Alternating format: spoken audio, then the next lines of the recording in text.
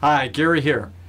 You know, life is all about structure, and that's something I've learned a long time ago. And hold this thought, because it really is going to make sense in a minute here. So go through this kind of exercise about that. So there's a gentleman named Mark Manson. You probably know him. He's written a couple of books, but the one he's known for the most, I think, is The Subtle Art of Not Giving an F. You know, can fill the rest in. He's got a couple other ones with the same F in it.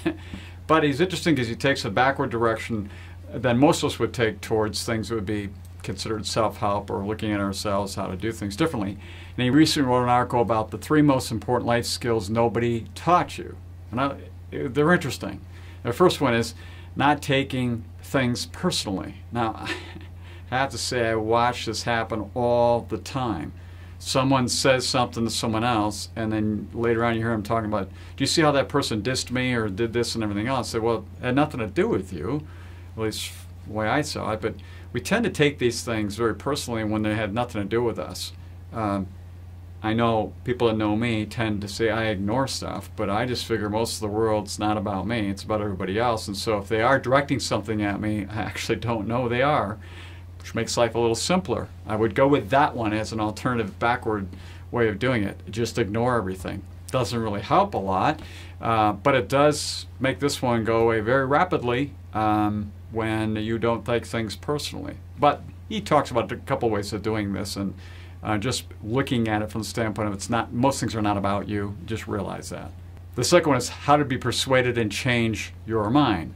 So interesting thing he says, go ahead and take and write down 20 things that you believe are, right about yourself. Like, well, I think I'm lazy, or I'll never be happy, or I'm not good looking, and everything else. And then look at it from the reverse side, what that means. And you might be surprised as to how those things may not be true, and you can persuade yourself to change your mind about something about yourself. Now, that would make a big difference, because if you have held this thought in your mind about something, it would make a difference. Finally, the third one is how to act without knowing the result. And this has really got to do with just doing. And we're going to go back to my structure for a moment and say, what were you talking about structure? Well, if you think about it, for most of us, the first 18 years of our life are completely structured by the way society says we have to do things. First several years we're with our parents who teach us everything and keep us within boundaries and everything else. And then they throw us into this completely structured environment called school, where they tell us exactly what we have to do and all the results they're looking for, on and on and on. And then I find young people get out in the world and they get completely lost. They get completely lost because there's no structure. Now you're an adult, now you're free to do what you want. Point is, structure and structuring yourself and how you want to succeed in life is extremely important. And it's lost on most of us that that's important. This third one is clearly there. How to act with no one else, not knowing the result.